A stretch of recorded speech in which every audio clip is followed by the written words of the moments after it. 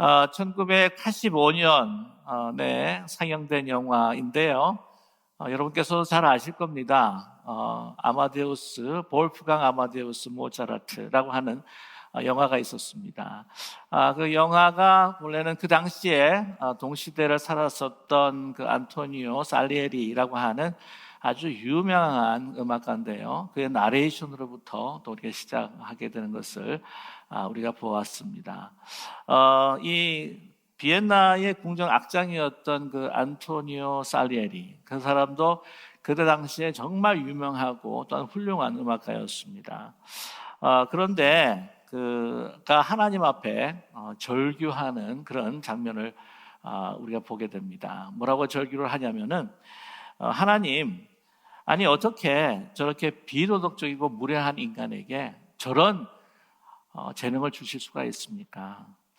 저는 저 청년처럼 그렇게 나쁜 말도 하지 않고 나쁜 곳에 가지도 않는 그런 저에게 왜 이런 재능을 주시지 않으십니까?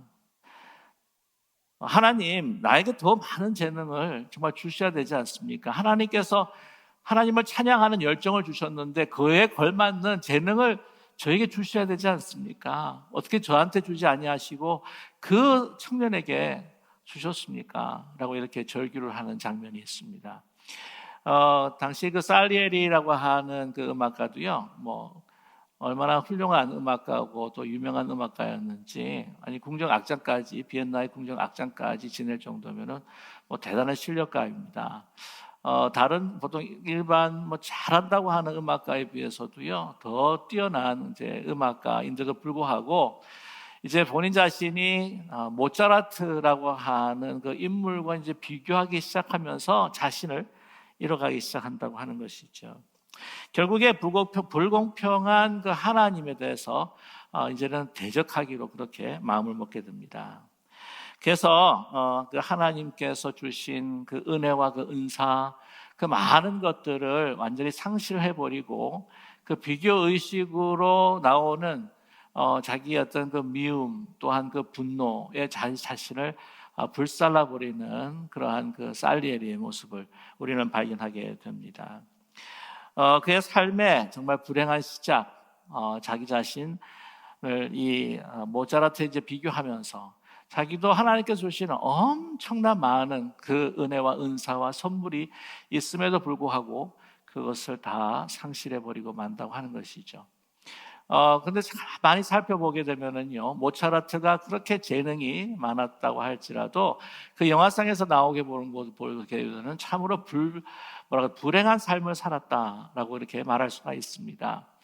자기가 가지고 있는 그 재능을 가지고 사실 어떻게 보면 남용을 하지 않았느냐, 또한 그거를 자신을 위해서 마음대로 이렇게 그냥 방탕하면서 사용했을 때에 결국에 그 인생도 불행한 인생으로 끝을 맺는다라고 하는 것을 이 영화를 통해서 보게 됩니다. 다 영화가 사실은 아닙니다. 극화시켰기 때문에 그 나오는 안토니오 살리에리가 너무 좀 이렇게 폄하되지 않았는가 하는 그런 이야기도 참 많습니다. 왜냐하면 그 실제적으로 기록상에 보게 되면 참 훌륭한 음악가로 그렇게 정평이 나 있었기 때문이죠. 아무튼 이 영화를 통해서 보게 되면 이 비교 의식이 어떻게 한 사람을 망하게 하는가, 어떻게 한 사람이 정말 분명한 목적 의식을 가지고 사명 의식을 살아가지고 갈 수도 있었는데도 불구하고 그것을 상실해 버리게 된다고 하는 것입니다. 오늘 본문 말씀을 보면요, 이런 비교 의식을 통해서 아주 휘청거리고 정신을 못 차리는 한 사람을 우리는 만나게 됩니다. 그 사람이 누구입니까? 바로 베드로입니다. 이 베드로는요, 그런 비교 의식으로 인해서 예수님께서 그에게 베풀어 주신 정말 지고하신 그 사랑, 그 은혜를 이렇게 망각하게 된다고 하는 것이죠. 오늘 말씀 보게 되면은 이 베드로 정말 그 예수님께서 그렇게 함께하지 않으셨다면, 예수님께서 끝까지 따라오셔서 제자로 세워주지 않으셨다고 한다면 그는 위대한 사도가 될 수가 결코 없었습니다. 특별히 예수님의 부활 사건이라고 하는 것이 얼마나 대단한 세계적이고 우주적인 사건입니까? 하나님의 그 세계 역사와 모든 구원의 역사에서 클라이맥스가 되는 것이 이제 부활의 사건인데, 이 부활의 사건을 통해서 다시 사신 예수님께서 사실 베드로와 제자들을 찾아와 주셨습니다. 오늘 본문 21장 전에 보게 되면은 20장에서 예수님께서는 두 번이나 이 베드로와 또한 그 다른 제자들을 찾아오셨습니다. 그래서 여러분 지난 주일 말씀을 통해서 우리 함께 나눴는데 아마 기억하시죠? 나타나셔서 그들을 만나 주시면서 평강이 있을지어다라고 이렇게 말씀합니다. 그래서 뿐만이 아니라 또한 이 성령을 받으라라고 이렇게 말씀하지 않으십니까? 그러나 그 장소에 없었던 그 도마가 의심하는 관계로 다시 한번 이 제자들에게 또한 특별히 도마에게 나타나셨습니다. 그래서 만나시면서 말씀하시죠. 특별히 도마에게 이야기합니다. 내 손가락 내 손에 넣어보고 내 옆구리에 넣어보면서 믿지 않는 자가 되지 말고 믿는 자가 되라. 그러면서 보지 않고 믿는 자가 보고 믿는 자보다 더 복되다고 이렇게 말씀하셨습니다. 이렇게 두 번이나 그 제자들에게 나타나셨어요. 그럼에도 불구하고 오늘 21장 본문이 속해 있는 그 시작을 보게 되면 21장의 시작을 보게 되면은 이 제자들이 다 이렇게 낙향하게 됩니다. 낙향을 해가지고는 옛날에 고기잡이를 하는 어부의 모습으로 돌아가게 되는 거죠. 그래서 이 디베랴 호숫가에 이제 모여서 고기를 잡습니다. 이 갈릴리 호숫가라고 말할 수 있습니다. 그래서 거기서 고기를 잡는데 고기를 잡을 수가 없어요. 밤새 이렇게 수고했는데 한 마리도 잡지 못하는데 그 수고로움을 예수님께서 다 보고 계셨어요. 그래서 이제 오른편에 던져라라고 했을 때 153마리가 다 이렇게 잡히게 됩니다. 엄청난 수확을 이제 얻게 되죠. 근데 이미 예수님께서는 그 제자들을 위해 피곤하고 배고픈 제자들을 위해서 조차를 만드셨습니다. 그래서 함께 식사를 나누면서 그들로 하여금 다시 제자로 부르시는 이 광경을 우리가 요한복음 21장 이제 서두에서 우리가 발견을 하게 됩니다. 그런데 그 제자들 가운데서도요, 여러분 아시겠지만 그 베드로를 또 특별히 사랑하셨습니다. 그래서 세 번이나 나를 사랑하느냐라고 이렇게 예수님께서 물으시면서 제자로 세웠다고 하는 것이죠.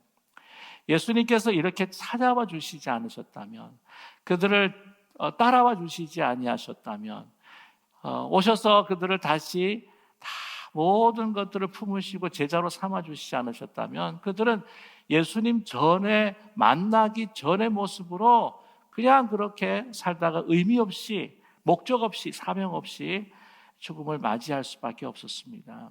예수님께서 분명히 말씀하시지 않았습니까? 내가 사람 낚는 어부가 되게 하리라. 이 제자도를 위해서 그를 제자 삼기 위해서 끝까지 따라오셔서 추적하셔서 이 제자들을 세우시고 베드로를 이렇게 높이시는 그 예수님으로 인하여서 그들이 그렇게 역사의 길이 남을 수 있는 정말 훌륭한 사도들이 될 수 있었다고 하는 것이죠. 저와 여러분, 우리의 삶 가운데도요, 또한 이렇게 제자를 쫓아오시고 따라오셔서 세워주시는 예수님을 우리는 경험하고 체험하게 됩니다. 우리가 정말 주님을 잠시 떠났다고 할지라도 예수님께서는 항상 우리 곁에 계셨습니다.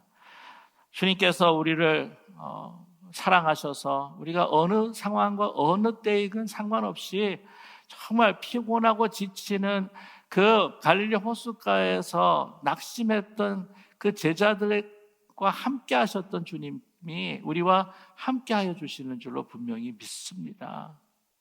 우리가 주님을 모른다고 할지라도 주님은 우리와 함께 하셔서 우리를 계속해서 부르시는 주님이라고 하는, 정말 그런 주님이 없었다고 하면 과연 현재 우리가 오늘날에 여기까지 이 순간까지 올 수 있었을까? 정말 무슨 인생의 목적과 기쁨과 소망을 가지고 살아갈 수가 있었겠습니까? 온전히 주님의 은혜인 줄로 믿습니다. 여러분 아시겠지만 조찬이 끝난 후에 예수님께서 특별히 베드로를 부르시지 않으셨습니까? 그래서 3번 부르십니다. 너 내가 사랑하느냐? 그러니까 그렇게 대답합니다. 주님, 제가 주를 사랑하는 줄 주께서 아십니다. 3번째, 너무 베드로가 낙심한지 근심한 가운데 있는지 주님께서 모든 것을 아시지 않으십니까? 내가 정말 주님을 사랑하는 거 주님께서 아시지 않으십니까? 예수님께서 말씀하셨습니다. 내 양을 먹여라, 내 양을 치라, 내 양을 먹이라. 그래서 이제 그로 하여금 온전한 제자로 다시 세워주는 정말 각별한 베드로를 향하신 예수님의 사랑을 우리는 찾아볼 수가 있습니다. 그런 생각이 들어요. 아니 다른 제자들도 여러 있었는데 이게 베드로에게 또 유독 이렇게 세 번씩이나 물으시면서 세워주신 것. 다른 제자들도 다 사랑하지만 유독이 이 베드로를 사랑하신 것이 아닌가. 특별히 이 제자들을 또한 이 사도들을 또 이끌어가야 할 사도이기 때문에 또 이렇게 하시지 않았는가. 그걸 생각하게 되면 참 특권을 가진 베드로다라고 이렇게 생각할 수 있습니다. 그러면서 예수님께서는 그에게 뭐라고 말씀하시냐면은 오늘 18절의 말씀이죠. 제 사명으로 그를 부르십니다. 내가 진실로 진실로 내게 이르노니 젊어서는 내가 스스로 띠띠고 다녔거니와 늙어서는 내 팔을 벌리리니 남이 내게 띠를 띄우고 원치 않은 곳으로 데려가리라 라고 이렇게 말씀하고 있습니다. 오늘 19절 이제 하반절에 이제 말씀을 이제 보게 되면 오늘 이 18절의 말씀의 이제 해석 부분이 되는데 왜 이렇게 이야기하셨는가 하는 것을 19절 하반절에 이렇게 이야기하고 있습니다. 이 말씀을 하심은 베드로가 어떠한 죽음으로 하나님께 영광을 돌릴 것을 가르치심이로라 라고 이렇게 말씀합니다. 어떤 죽음으로 하나님께 영광을 돌린다. 근데 베드로는 아마 짐작했을 겁니다. 이것이 바로 십자가의 죽음을 의미하고 있구나. 그랬을 때에 베드로가요, 네, 그렇게 하겠습니다. 내가 주님을 따라가겠습니다. 라고 하는 말이 들리지가 않아요. 전처럼 예수님께 막 확답을 드리는 말도 없습니다. 내가 죽을지언정 주님을 따르겠습니다. 아마 본인이 실패한 경험이 있어서 이 말을 함부로 할 수는 없었을지 모르겠지만 그래도 죽을지언정은 아니지만 네, 제가 그렇게 하겠습니다. 라고 이렇게 반응을 해야 되는데 반응의 이 소리가 들리질 않는다는 것이죠. 왜냐하면 이 십자가라고 하는 것 오늘 예수님께서 말씀하신 것처럼 원치 않는 것입니다. 원치 아니하는 곳으로 데려가리라. 예수님께서 사실 맨 처음에 원치 않으셨습니다. 십자가의 죽음이라고 하는 것이 사실은 너무나 고통스럽고 또한 영적으로는 하나님과의 그 단절을 느끼는 그 순간을 체험해야 되기 때문에 예수님께서도 겟세마네 동산에서 정말 가능하시거든 하실 만하거든 아버지여 이 잔을 내게서 지나가게 해주십시오. 그렇지만 나의 뜻대로 말고 아버지의 원대로 아버지의 뜻대로 하여 주시옵소서라고 말씀하지 않으셨습니까? 사실 이렇게 예수님을 따른다고 하는 것, 부활의 주님을 따른다고 하는 것은요, 주님께서 십자가를 지시고 죽음을 당하고 난 다음에 부활하신 것처럼 그 과정에 중요한 이 죽음이라고 하는 나 자신을 내려놓아야 하는 그러한 삶이 우리가 전제 조건이 되어야 된다고 하는 것입니다. 그럼에도 불구하고 저도 그렇지만 많은 우리 성도님들, 많은 믿는 사람들 사실 그 영광을 우리가 더 먼저 원하지 이렇게 고통과 죽음이라고 하는 것 참 피하고 싶은 것이 우리 인지도 상정이 아니겠습니까? 요즘 또 한국 기독교인들이 별로 좋아하지 않는 찬송들이 있다. 그리고 이 찬송들을 잘 부르지를 않는 것 같아요. 323장 어떤 찬송이냐면 짐작하셨겠지만 부름받아 나선 이 몸입니다. 가사를 잠깐 읽어드리면 부름받아 나선 이 몸 어디든지 가오리다. 괴로우나 즐거우나 주만 따라 가오리니 어느 누가 막으리까 죽음인들 막으리까 어느 누가 막으리까 죽음인들 막으리까 악을 골짝 빈들에도 복음 들고 가오리다. 소돔 같은 거리에도 사랑 안고 찾아가서 종의 몸에 지는 것도 아낌없이 드리리다. 종의 몸에 지닌 것도 아낌없이 드리리다. 제가 어릴 때에 그 교회 생활을 할 때는요, 예배 드릴 때 이 찬송을 참 많이 불렀던 것 같은데 요즘에 보면은 이 찬양을 별로 그렇게 교회들마다 즐겨하지 않는 것 같습니다. 왜냐하면 고난의 그 십자가의 삶보다는 우리가 더 영화롭고 영광스러운 형통한 삶을 그리스도를 통해서 누리고자 하는 그런 마음들이 아마 많아서 그런 것이 아니겠는가, 그런 생각이 듭니다. 그래서 참 우리 교회가요, 어떻게 하든지 현대교회가 성도님들에게 정말 어떻게 하면 부담을 좀 안 주려고 하는 그런 경향이 있지 않는가. 교회도 정말 부담 없이 좀 다니고 신앙생활도 좀 이렇게 부담 없이 할 수 있게 아주 기분 좋게만 좀 신앙생활을 해야지, 자꾸 성도님들한테 부담을 주면 어떻게 보면 교회 잘 안 나올 수도 있고, 또한 교회 다른 이야기가 나올 수도 있고, 그러니까 하여튼 교회가 요즘에는 좀 이렇게 뭐든지 세상 사는 것도 참 힘들고 어려운데 교회 와가지고는 막 또 스트레스가 쌓인다고 하는 그 소리 안 듣고 싶어가지고 그냥 교회를 좀 부담 없이, 신앙생활도 좀 이게 거룩한 부담 없이 살기를 원하는, 신앙생활 하기는 분들이 정말 많지 않는가 하는 생각을 갖게 됩니다. 그러나 저와 여러분, 정말 부활하신 정말 주님을 믿는다고 하는 것은요, 예수님께서 베드로에게 말씀해 주신 것처럼 나를 따르라는 거예요. 그 따른다고 하는 것은 그 예수님의 그 영광, 그 과정을 위해서 우리의 목숨과 생명도 참 드려야 하는 그러한 우리의 헌신이 필요하다는 것을 우리에게 말씀해 주고 있지 않습니까? 주님을 사랑하고 따른다고 하는 것, 거기서 오늘 말씀 보게 되면은요, 좀 이렇게 좀 부담감이 굉장히 많았다는 것을 베드로를 통해서 보게 됩니다. 베드로의 그 마음이 어떤가? 예수님께서 이제 그 죽음으로 어떻게 영광을 드러낼 것인가? 네가 원치 않는 곳으로 네가 또 끌려갈 것이다. 이런 말을 들으면서 이 베드로의 마음이 어땠을까 짐작하게 되는 말씀이 오늘 19절 하반절과 20절 상반절 말씀을 보게 되면 알 수가 있습니다. 자, 19절 하반절의 말씀에 이 말씀을 하시고 베드로에게 이르시되 나를 따르라 하시니, 자, 그러면 따르면 되지 않습니까? 근데 20절이 문제예요. 20절 하반절의 말씀입니다. 베드로가 돌이켜 예수의 사랑하시는 그 제자가 따르는 것을 보니, 여기서 중요한 단어가 뭐냐면 돌이킨다는 말입니다. 이게 그냥 따라가면 되는데 왜 돌이키냐는 거예요. 이 세상을 등지고 돌이켜서 예수님을 따른다든지 하나님께 순종한다든지 그건 참 좋은 거예요. 그 돌이킴은 좋습니다. 그러나 따르라고 했을 때에 주님을 향해서 따라야 되는데 그걸 돌이키는 거예요. 별로 마음에 썩 석연치가 않은 거예요. 본인도 별로 이렇게 원치가 않는 겁니다. 그러면서 아마 이렇게 마음이 이렇게 약간 돌아섰는지 돌이키는 가운데 누구를 보게 됩니까? 오늘 예수님께서 사랑하는 제자를 보게 되었다고 하는 거죠. 여기서 예수님의 사랑하시는 제자가 보입니다. 마음에 안 들어서 다른 사람들은 어떻게 하실 건가 해서 봐서 돌이킬 수도 있겠고, 마음에 안 들어서 돌이키다 보니까 다른 사람이 보일 수도 있는다.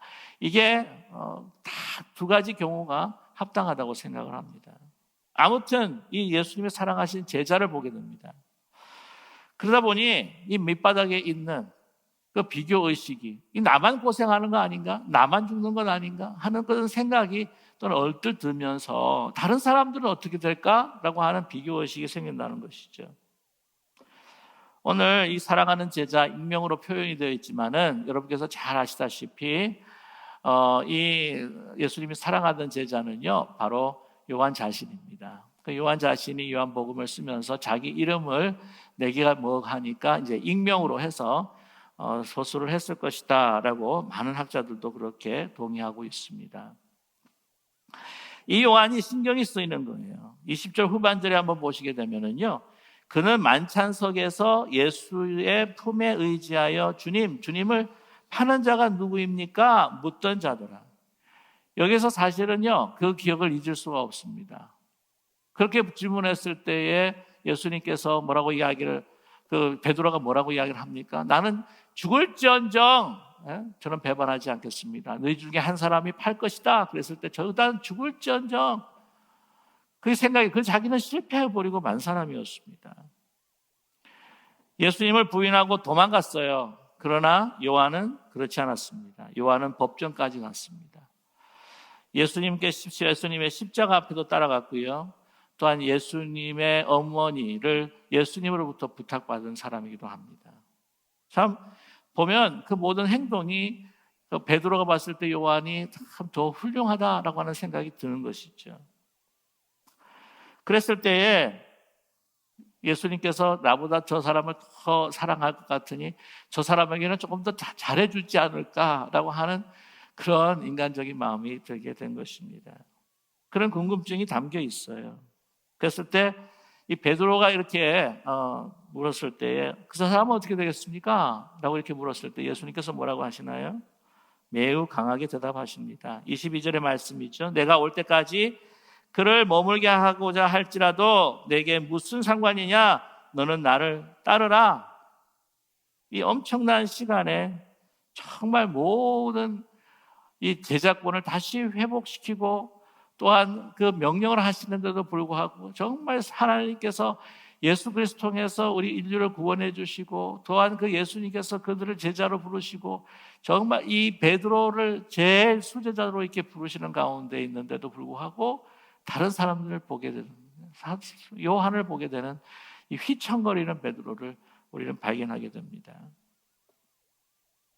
이 베드로 이 요한에게서 뭔가 좀 라이벌 의식을 느낄 수도 있겠죠. 그래서 예수님께서 나보다 더 사랑하시기에 뭔가 잘해 주실 거다. 그래서 예수님께서 말씀합니다. 내가 올 때까지 그가 여기 머물고 있다고 할지라도 네가 무슨 상관이냐. 오늘 이 말씀 때문에요. 많은 사람들도 그렇고 제자들도 오해한 적이 한 번 있습니다. 이 사도 요한은 죽음을 경험하지 않을 거다. 어떤 죽음을 결코 당하지 않고 영원토록 살게 될 거다라고 하는 그런 오해가 또한 생기기도 했다고 합니다. 그건 이제 예수님께서 이제 강조를 하는 것이죠. 그가 어떻게 되었든지 간에 아무리 잘 된다고 할지라도 네가 보기에 그가 성공한 삶이고 네가 죽음이라고 하는 세상이 볼 때에 실패한 삶을 살아가는 것처럼 보인다고 할지라도 그게 무슨 상관이냐는 것이죠. 내가 너를 불렀고 너에게 주신 사명이 분명하다고 하는 것이죠. 여러분, 이 제자권을 회복시켜 주시는 정말 특별하게 사랑하셔서 그에게 다가오셔서 내 양을 먹이라, 내 양을 치라, 내 양을 먹이라 이 사도권을 그에게 주심에도 불구하고 지금 이 요한을 보면서 휘청거리는 베드로를 우리는 발견하게 됩니다. 여러분, 우리가요 예수님을 따를 때에 여러 가지 힘들고 어려운 상황이 오게 되면은 우리는 다른 사람들을 또 바라보게 되게 됩니다.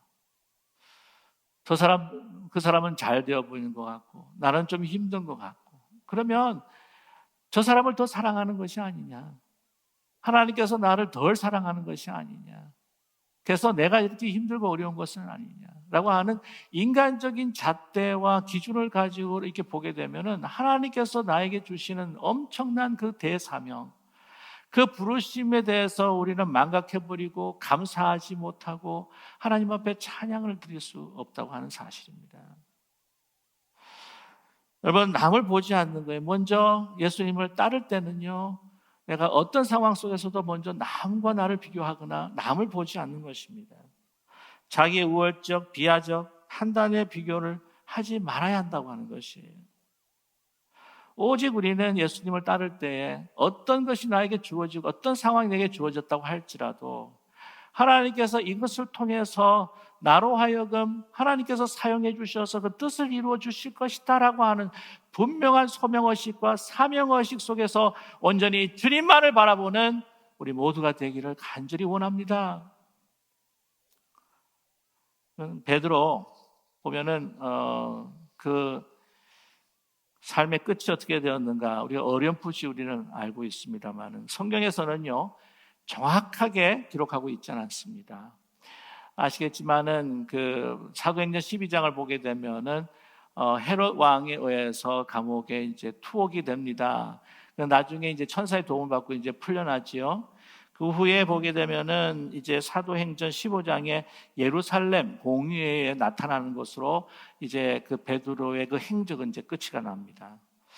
그러나 성경 외에 그 초대교회 이제 문헌을 보게 되면은 예를 들어서 그 로마의 감독으로 있었던 그 클레멘트가 그 클레멘트는 이제 주후 1세기 후반에서 활동했던 그런 초대 교부입니다.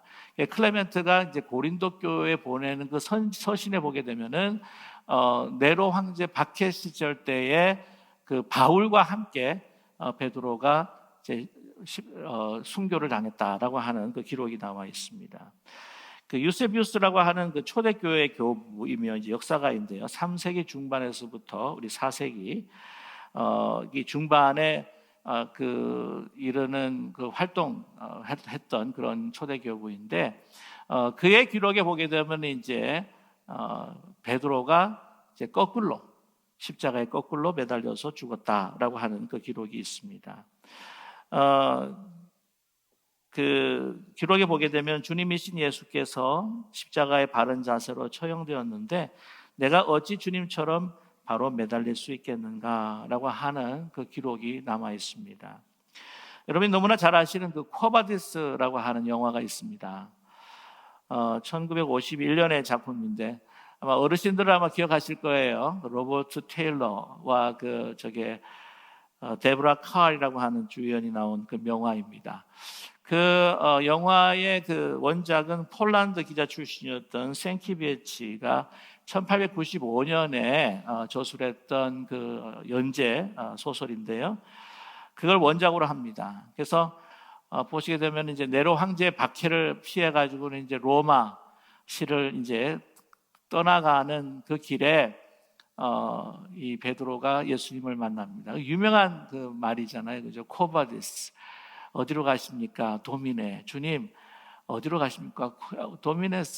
도미네 코바디스 어디로 가십니까? 그랬을 때에 베드로에게 네가 지지 않는 그 십자가를 내가 지고 죽기 위해 내가 다시 로마로 들어간다라고 하는 그 말씀을 듣고 그 길을 돌려서 로마에서 처형을 하게 된다. 처형을 받게 된다. 십자가에서 거꾸로 죽음을 당한다라고 하는 그런 이야기인데 그 이야기가 그 베드로 행전이라고 하는 또한 그 신약 외경에도 기록이 되어 있습니다. 그래서 아마 그의 그 끝맺음이 정말 하나님 앞에 겸손한 모습으로 영광을 온전히 드리고 그 순교를 맞이했다라고 하는 것을 우리가 알 수 있습니다.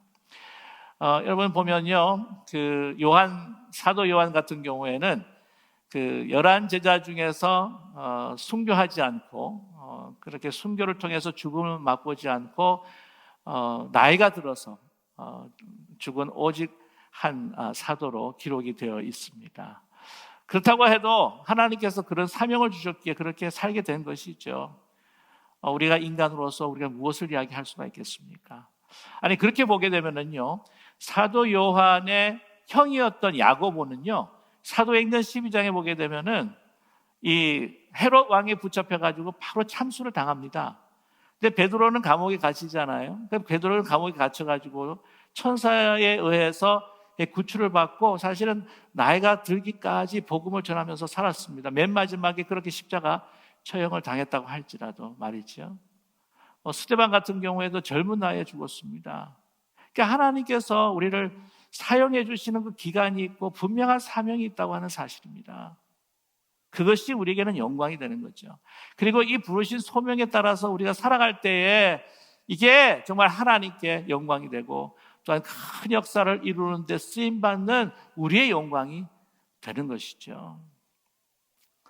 D.L. 무디가 어느 날 큰 부흥회를 마치고 많은 사람들이 만나게 원했습니다. 이렇게 하나님께서 훌륭하게 사용하시는 이 목사님, 이 전도자를 만나기를 원합니다 라고 하면서 사람들이 막 칭송을 하면서 이제 나오는데 그때에 이 D.L. 무디 목사님이 이제 무릎을 꿇고 있던 땅에 흙을 이렇게 한 줌을 지어가지고 이제 그들 앞에 이제 보일 때 손을 이렇게 놓으면서 이 흙이 다 떨어지는 것을 그들에게 보여줬습니다.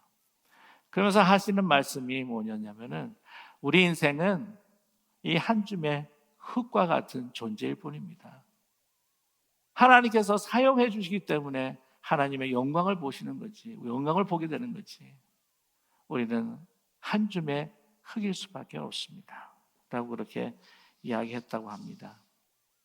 저와 여러분, 우리가 어떤 상황에 있다고 할지라도 우리가 가장 중요한 것이 무엇이냐?